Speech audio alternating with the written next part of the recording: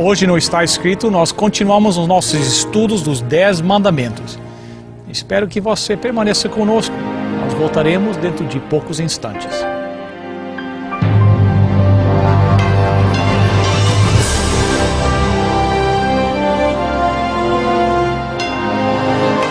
Venceu a prova do tempo.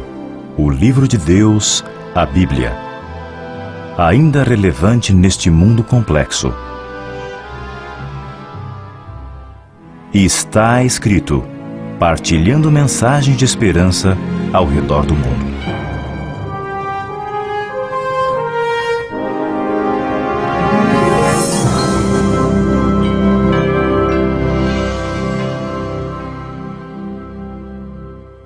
Bem-vindos ao programa do Está Escrito. Nós estamos continuando com a nossa série, estudando os 10 mandamentos, e com os nossos convidados especiais. O Dr. Tim continua conosco. Bem-vindo, Dr. Tim, mais uma vez. Obrigado.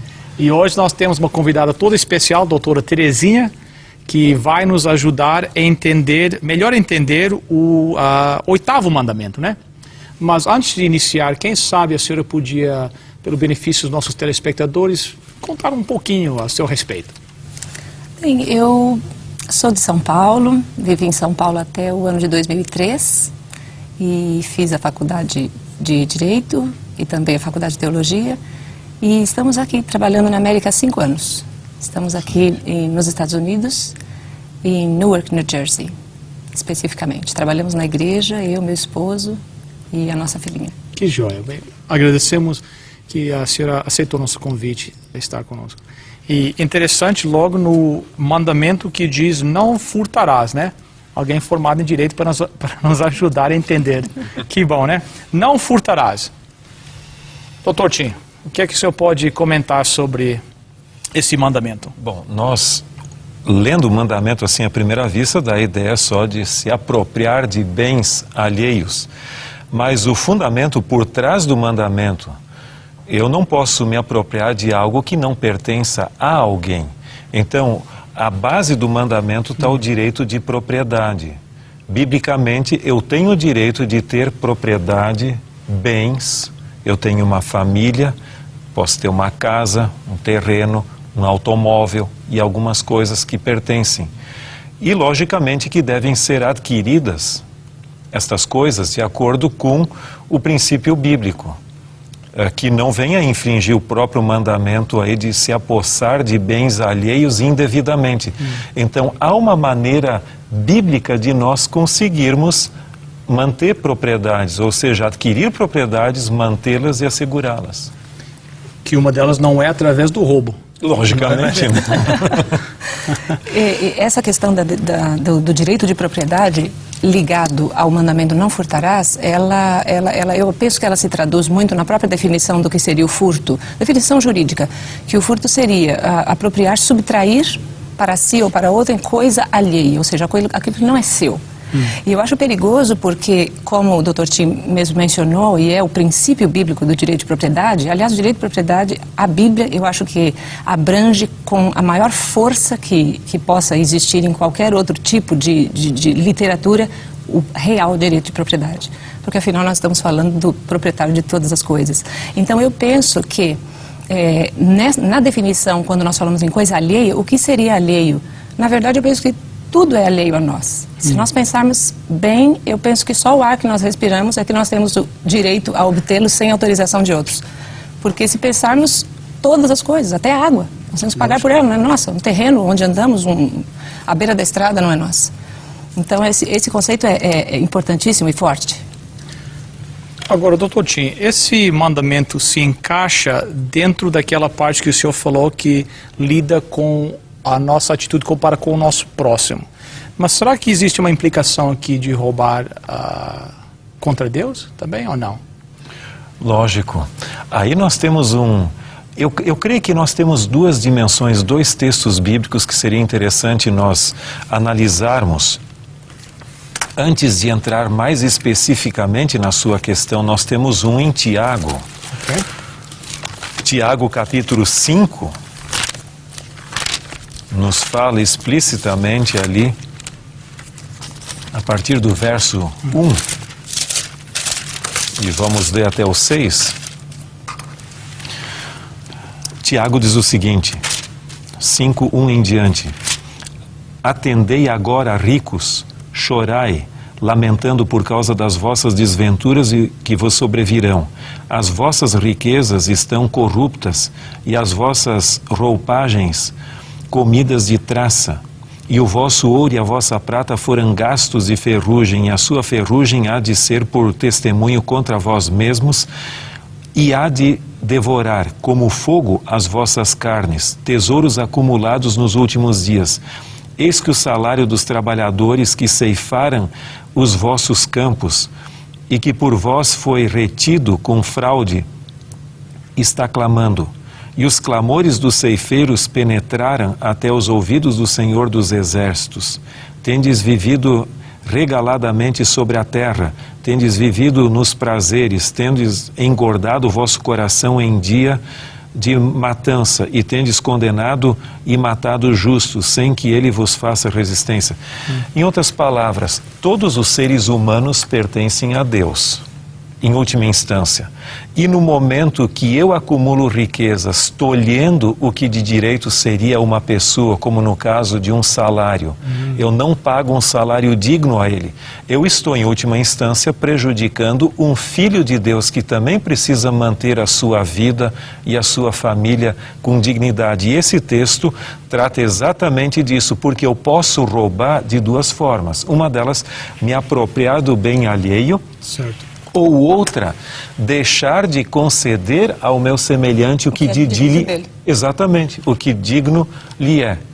Mas o texto também fala em Malaquias, uma outra forma que nós muitas vezes não associamos aqui, mas a Bíblia claramente denomina de roubo, ou seja, de apropriação de bem alheio, em Malaquias, o capítulo 3, verso 8 e 9.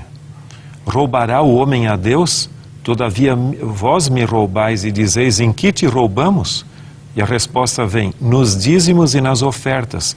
Com maldição sois amaldiçoados, porque a mim me roubais, vós, a nação toda.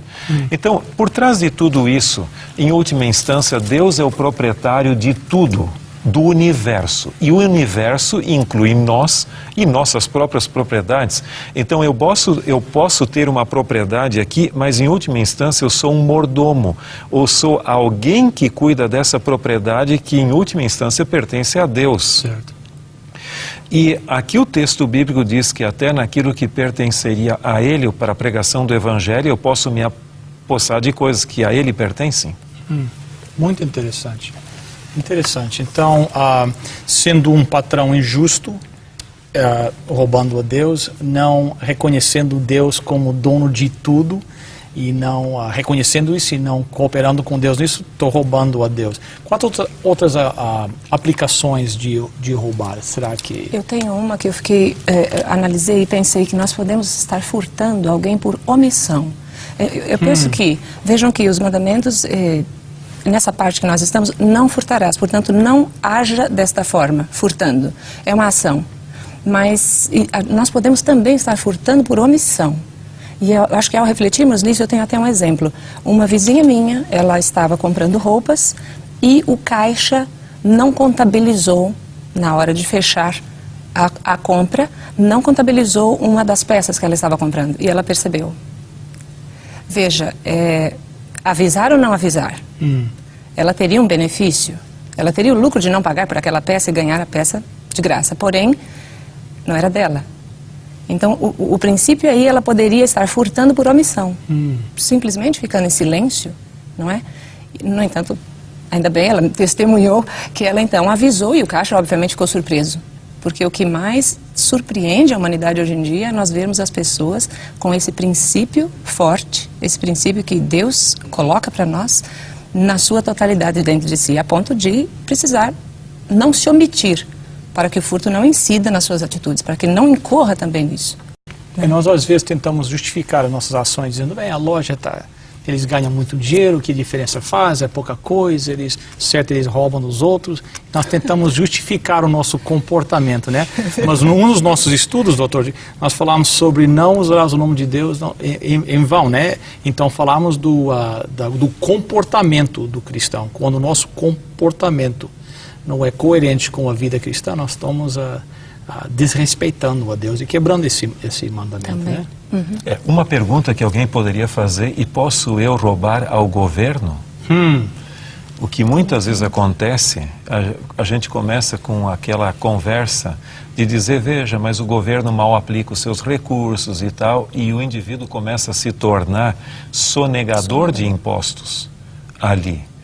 E o texto bíblico é bem claro nas palavras de Cristo: dai a César o que é de César e a Deus o que é de Deus. O texto não diz só dai a Deus o que lhe pertence. Há deveres sociais, políticos e comunitários que eu devo cumprir também. E no momento que eu acho que eu não preciso, alguém vai ter que pagar a minha parte. Muitas vezes os impostos sobem porque eu não estou cumprindo com a minha parte ali. Agora, independente do mau uso que outra pessoa pode fazer, a questão não é tanto os outros, a questão é a minha postura. Qual é a minha atitude? Então, minha pergunta seria, que alguém deve estar pensando, mas se o governo vai pegar esse dinheiro e usar de maneira inapropriada, será que eu tenho a obrigação de cumprir o meu dever como cidadão do país, ou de, entendeu, residente, de pagar, devolver os meus impostos, mesmo sabendo que o governo vai usar de maneira inapropriada? Esse aí é um princípio engraçado, não é nem só bíblico, isso é jurídico, é lei humana também, espelhada no princípio bíblico, porque nós temos que fazer, obviamente, não tem como, a nossa parte com Deus, nela não deve haver mácula nenhuma, nem consciência que possa nos acusar de ter então sonegado, é sonegação que nós estamos falando, algo que não me pertence. O fato é que os impostos não me pertencem, eu estou sujeita a uma autoridade. Assim como eu estou sujeito à autoridade divina, e espero, né, que o ser humano se sinta sujeito à autoridade divina, ele está sujeito à autoridade dos homens. E, biblicamente, nós sabemos que a Bíblia toda apoia, a Bíblia toda incentiva para os homens, para que eles possam ter essa consciência da importância do respeito às autoridades civis. Então, eu penso que não... Exatamente. O que eu acho interessante, doutora Terezinha, aqui, você vai ver que nós muitas vezes usamos o mecanismo errado. Há uma má aplicação lá, só que eu não resolvo o problema na dimensão da má aplicação. Eu seguro por aqui. Isso é quase que a falsa analogia. Eu deveria cumprir o meu dever como cidadão e, de uma forma ou outra, influenciar para que o mau uso ocorra lá, mas não tentar resolver quer dizer, nem resolvo o problema lá. Eu tento simplesmente usar um subterfúgio aqui, quando a solução seria ali. Sabe que na Bíblia nós temos um exemplo muito interessante, que é a viúva pobre. Nos evangelhos é relatado o caso dela. Não se esqueçam que naquela época os recursos do templo eram explorados tremendamente, tanto é que Jesus repreendeu os cambistas do templo ali 2 vezes. Ele purificou no início do ministério dele e outra vez no final do ministério dele também ali. Agora, quando aquela pobre viúva deu o que tinha praticamente, aquelas moedinhas ali como oferta ali no assim chamado gasofilácio, ou seja, a caixa onde se depositava as ofertas no templo, Jesus podia ter dito para ela, por favor, você tem uma aplicação muito melhor do que dá para essa corrupção, esse sistema de corrupção do templo. Com todos os motivos. Lógico, e pelo contrário, ela simplesmente dá a sua oferta e Jesus ainda a louva. E diz que esse incidente seria registrado nos evangelhos e contado por onde o evangelho fosse pregado. Ali você vai ver que o nosso dever financeiro independe da aplicação, se é bem ou mal. Que boa ilustração, que ele louva a mulher e condena os que vão usar o dinheiro, né? Mas louva ela que ela cumpriu a sua parte. Interessante. A regra é perfeita. Nós, nessa área de roubar, nós falamos do patrão roubando do empregado. E será que o inverso pode acontecer também? Do empregado não cumprindo, quem sabe, os deveres do trabalho e roubando do patrão, né? Antes da doutora Terezinha falar, sabe que uma das formas mais comuns de roubo hoje é a questão do tempo. Eu li estatísticas ali que mostram que um grande percentual do tempo hoje dos funcionários das empresas está sendo consumido no computador, na internet, com coisas pessoais. Então, o que acontece? Hoje é muito simples, você só clica num lugarzinho ali, dá a impressão que está trabalhando. O supervisor sai, você está nos seus negócios pessoais ali. Eu creio que em torno, eu não tenho certeza absoluta, eu li algumas estatísticas que falam que 30% praticamente do tempo útil dos funcionários vai com questões pessoais. E alguns até estão colocando filtros para ver se resolvem, porque a empresa tem que contratar mais funcionários porque o trabalho não está sendo feito, né? Então, há o que se chama conflito de interesses, é uma forma de roubo de tempo. Eu recebo salário por algo que eu não estou me dedicando à empresa. E aí, nesse aspecto, eu quase que me assusto do quanto nós precisaríamos estar atentos à abrangência desse mandamento, não furtarás. Exatamente. Porque nós olhamos não furtarás, talvez, e como não furtamos, pegando uma coisa alheia e tira lá, exatamente, e tira aquilo que é da... Como não fazemos isso, pensamos que realmente estamos honrando ao nosso Deus nesse mandamento. Mas numa questão, como o Dr. Tim colocou, isso aí é algo para a gente realmente pensar que acontece e muito, e talvez nós mesmos possamos incorrer nisso e deveríamos realmente cuidar. Realmente cuidar. É interessante como não só este mandamento, mas todos os mandamentos têm uma aplicação tão ampla, né? E alguns pensam que esses mandamentos eram só para os judeus. Eles têm uma aplicabilidade universal e envolve a todos nós. E muitas vezes parece que hoje a transgressão dos mandamentos se tornou mais sofisticada. Então, como é mais sofisticado, a gente dá a impressão que não é tão ofensiva. Mas muitas vezes se usa mais subterfúgios hoje, se usa mais máscara, se cobre melhor a questão para não ser descoberto. Por isso que agora me veio também a questão de que, às vezes, por exemplo, nas diversas formas que o furto, porque no direito, por exemplo, você tem o furto, que é diferente do roubo, que é diferente da fraude, diferente da sonegação, diferente do estelionato e por aí vai. O estelionato, um exemplo que a gente poderia dar, um cheque sem fundo. Certo. Nós estamos sendo credores, ou nos apresentando como credores de um bem que eu não tenho, que não é meu. E talvez nem venha a ser. Mas talvez um dia venha, enfim. Essa atitude deu, por exemplo, dar um cheque sem fundo. Nesse ato, eu posso estar incorrendo no furto.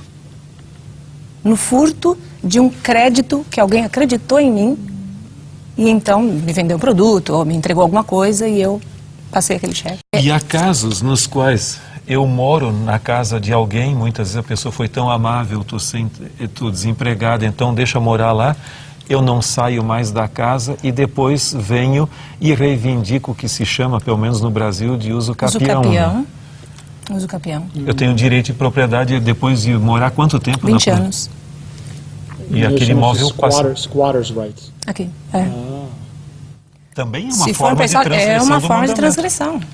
Nós, assim, que temos que ver a justiça humana e quando olhamos à luz disso, essa lei, que obviamente foi regularizada pelo uso e costume, porque, enfim, tem que regularizar. A pessoa tomou posse da coisa, passou 20 anos e, enfim. Mas essa regularização não é bíblica. Não é bíblica. Não pode ser. Doutor Terezinha, mas e um negócio achado, encontrado? É roubo, é furto? Foi achado, não é uma bênção de Deus. Encontrei um negócio aqui, é meu agora, né? Nós temos em inglês finders, keepers, losers, weepers. Então, qual seria o conselho aí? Olha, se nós pensarmos um pouquinho no que nós falamos sobre a questão de que nada nos pertence, a menos que nos seja dado como posse ou propriedade, Então, e até comentamos sobre o ar que respiramos, enfim, e tanto pouca coisa. Na verdade, tudo que é achado é de alguém. Tudo que é achado é de alguém. Então, o princípio deveria ser que quando encontramos alguma coisa, eu penso, agora eu estou tentando aplicar porque é muito difícil isso na realidade ser aplicável.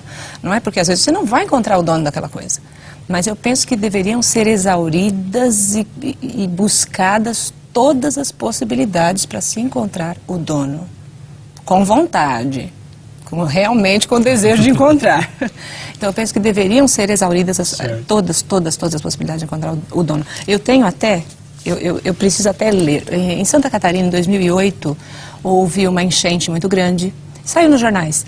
E os flagelados da enchente estavam recolhidos num alojamento e uma criança de 5 anos encontrou em uma jaqueta de couro do pai, o pai havia ganhado uma jaqueta de couro, que veio junto com os fardos, né, de ajuda que vem para as pessoas desabrigadas. E foi encontrado 20 mil reais.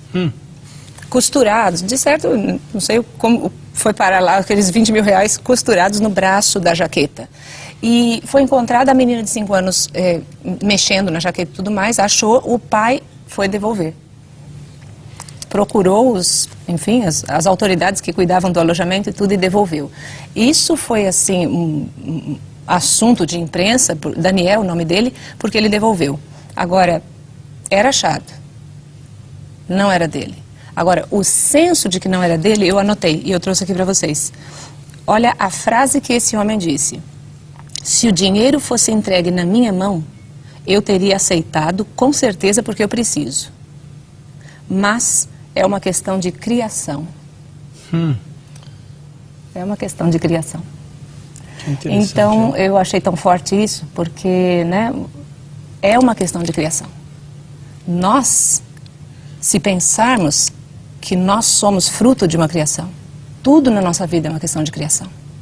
Nós pensaríamos que até aquilo que foi achado, nós deveríamos não poupar esforço para encontrar o dono, porque não é meu. Isso significa, doutora Terezinha, que, em realidade, os valores, nós que temos filhos, temos uma grande responsabilidade de transmitir às novas gerações esses valores. Exatamente. Então, esses princípios. E quando acontecem esses casos, os comentários das pessoas costumam ser, que idiota. Sim, é tolo, é tolo. É idiota, precisava do dinheiro, por que não ficou com o dinheiro? Ou então, outros comentam, ainda existem pessoas boas neste mundo. Interessante esses dois contrastes, paradoxo, né? Agora você vê que a própria palavra esperto tem a conotação daquele que pode tirar vantagem prejudicando o outro. Né? Nós estamos com apenas 3 minutos. Que conselho, doutor, o senhor podia dar, quem sabe, da Bíblia, alguém que está cometendo, está quebrando esse mandamento de furtar? Qual é o seu conselho bíblico para essas pessoas? Existe alguma maneira de arrepender, de começar de novo? Veja, o ensino de Cristo é bem claro nos evangelhos. Veja, a prática hoje é mais ou menos o seguinte: eu tiro o que eu posso, me aproprio do que der certo, depois a minha consciência dói, eu vou lá, me ajoelho, oro a Deus e digo, Senhor, perdoa por isso e tudo bem. Mas o ensino de Cristo é diferente. Ele diz que uma restituição deve ser feita. Se eu lesei alguém, se eu prejudiquei antes de pedir perdão a Deus, eu vou lá e faço essa restituição, devolvo o que não me pertence. E não foi esse o princípio de Levi Mateus? Sim. Quando ele se tornou um discípulo de Cristo, ele disse que havia cobrado, ele confessou que havia cobrado 4 vezes mais ali. Ele foi lá, ou seja, lá o montante que foi, ele pelo menos restituiu até 4 vezes ali essa questão, e depois se tornou um seguidor de Cristo. O mesmo princípio é aplicável a cada um de nós. Nós podemos ter lesado a reputação de alguém, podemos ter lesado a propriedade de alguém, nos apropriado de algo que não nos pertenciam. A nossa oração será aceitável a Deus quando primeiro ocorre a restituição. Eu devolvo o que não me pertence e aí eu digo, Senhor, eu peço perdão para a pessoa e então eu digo, Senhor, eu nunca deveria ter feito isso, e Deus nos perdoa sem condições, uma vez que socorreu. A condição é a restituição. Não existe esse perdão onde eu apronto quando quiser e peço perdão e pronto. Então é muito vantajoso. Sofre consequências. Lógico. Muito obrigado pelos esses conselhos. Quem sabe, doutora Terezinha, a senhora podia orar pelos nossos telespectadores. Senhor, nosso querido Deus, te agradecemos pelo privilégio da oportunidade que nos dás de, ao olharmos para a Tua Palavra, vermos a expressão do Teu caráter, Senhor. Vem espelhar este caráter em nosso viver, a cada dia, para que possamos contagiar o nosso próximo e para que possamos, Senhor, viver segundo o coração de Deus. Abençoa-nos e esteja conosco hoje e sempre, em nome de Jesus. Amém. Amém.